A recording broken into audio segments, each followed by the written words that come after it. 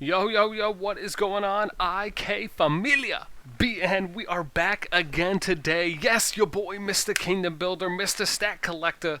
Oh, Jizzle. So excited right now to talk about what has been pretty requested as of late, which is talking about support skills slash tower knowledge skills that are the most used on Immortals.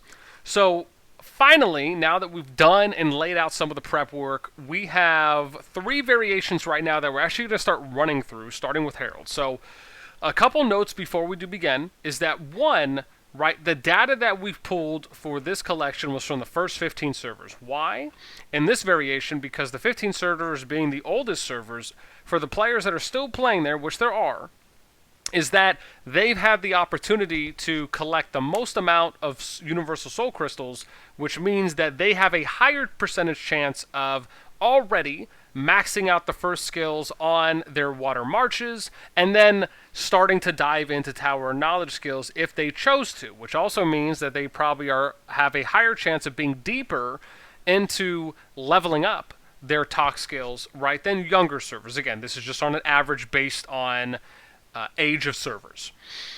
Now, we're also going to do two other variations looking at the top 15 servers and then top 15 alliances from the servers that they're in, right? Those are going to be the next two Immortals that we're going to look at. Then hopefully after we do that, we'll figure out a good format for data collection going forward for the remaining. So we're going to take a look at the Immortals from each element that are, for the most part, most used, right? So as an example, right, we may not, like someone like Dido or Dido, depending on how you pronounce, from water, right, depending on how many main water marches I can pull data from, we may do her or not, right? That's just an example. Now, with this also being said, the data collected here was from around main water march players that are at least around 190k, give or take, troop power or higher, right? Just so you guys have some data to go along with, or some information for how we pulled the data and what kind of data we're pulling. Okay. I kind of already said this, but that's okay. We'll still let you guys know. So again, we're pulling data from the first 15 servers. Here are skills that are being used on Harald as of right now. So as we kind of go down, right, you'll see like Paralysis, War Blessing. You'll see some War Blessings here, more War Blessings. You'll see some Death Breath, some Cleaves, Fighting Wills, Absorbs, Berserks, Malices, right? So there's about maybe 13, I'd say like 12 to 14 different skills that are being used, again, from the top three water main players in the first 15 servers, right? So that means we've pulled about 45 pieces of data for skills to try and get our pool of data here. Right, and again, it does take some time to pull data. So we'll most likely be doing this off. We'll either do it off the top 3 to top 5 players from the first. When we do 15 to 20 servers, give or take. I think this is a good enough pool right now, but we'll see how we do it in the future. So now let's kind of do the big grand finale breakdown. And then I'll kind of go over the top 3 skills in Tower Knowledge, and then we'll kind of pass the question off to you guys at the end.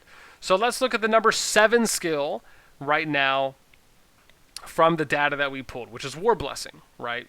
Being equipped 6 times. We have Paralysis, or I should say on 6 different players.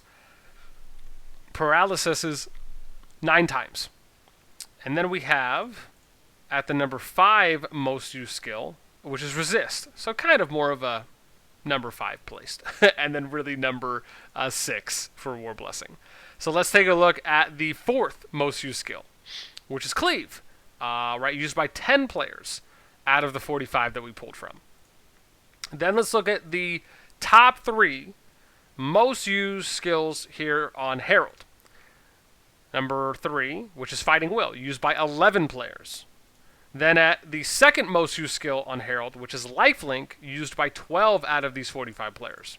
And then the number 1 skill used on Harald from these 45 players is 16 players using Berserk. I think that's, kind of no shock there. We usually have been seeing these skills used pretty universally, at least for a few of them, Cleave, Berserk, Lifelink, pretty often used on a range of kind of main march Immortals. But still, this is specific to Harald.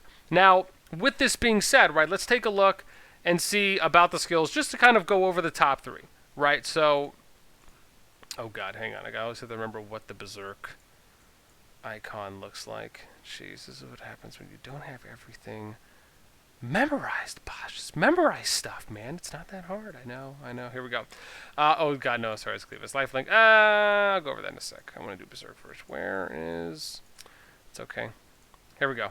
Jeez, how was I going to have to memorize these darn pictures? So Berserk increases the attack speed of all of your units by 3%, or I should say, 3 to 10%, and restores a small amount of HP, which is a recovery rate of 9 to 30%, with every successful normal attack. Each immortal can only equip 1 aura skill, right? So it increases the attack speed at max 10% and restores a small amount of HP with every successful normal attack up to 30%, right? So again, a really good sustained skill that is hopefully going to keep you not only attacking faster, building up your energy faster, but at the same time giving you some HP recovery, right? It's almost kind of like a little vampirism skill, if you will.